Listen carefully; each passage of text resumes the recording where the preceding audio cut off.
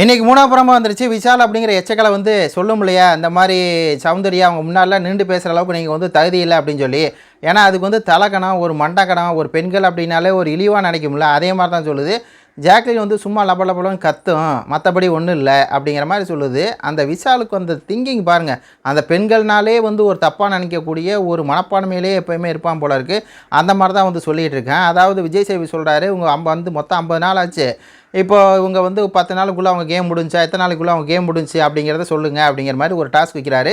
நல்லா வந்து கொளுத்தி போகிறாரு. இப்படி கொளுத்தி போட்டால் தான் அவன் மனசில் இருக்க அந்த உண்மைகள் வந்து வெளியே வரும். இல்லாட்டினா சும்மா உட்காந்துட்டு அவன் பாட்டில் மிச்சர் சாப்பிட்டுக்கிட்டே இருப்பான்.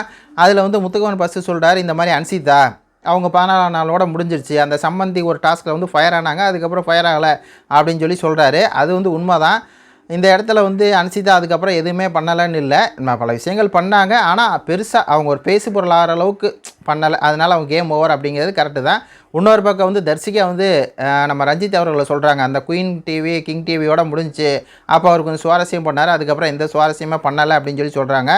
அது உண்மையானு வச்சுக்கோங்களேன். ஆனால் தர்சிகா நீங்கள் என்ன பண்ணீங்க, அறுத்து கிழிச்சிங்க, 2வது வாரம் 2வது கேப்டன் ஆனீங்க, அதோட உங்கள் சாப்டர் வந்து சுத்தமாக முடிஞ்சு, லவ் கண்டென்ட் அப்படின்னு சொல்லி விஷால் பின்னாடி சுற்றிட்டாலே இதெல்லாம் கேவலமாக இருக்குது.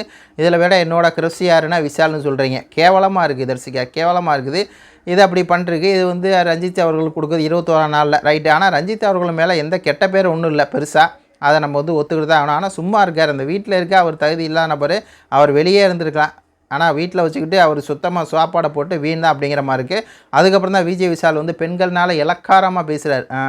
இந்த மாதிரி வந்து ஜாக்லின்னு சும்மா லப லப லபன்னு கத்தும் அப்படின்னு திங்கிங்க பாருங்கள். அதான் ஜாக்லின் திருப்பி வந்து கொடுத்துச்சு, இந்த 25 நாளில் நீ வீட்டில் காமெடி பண்ணிட்டு இருந்த, அவ்வளோதான்.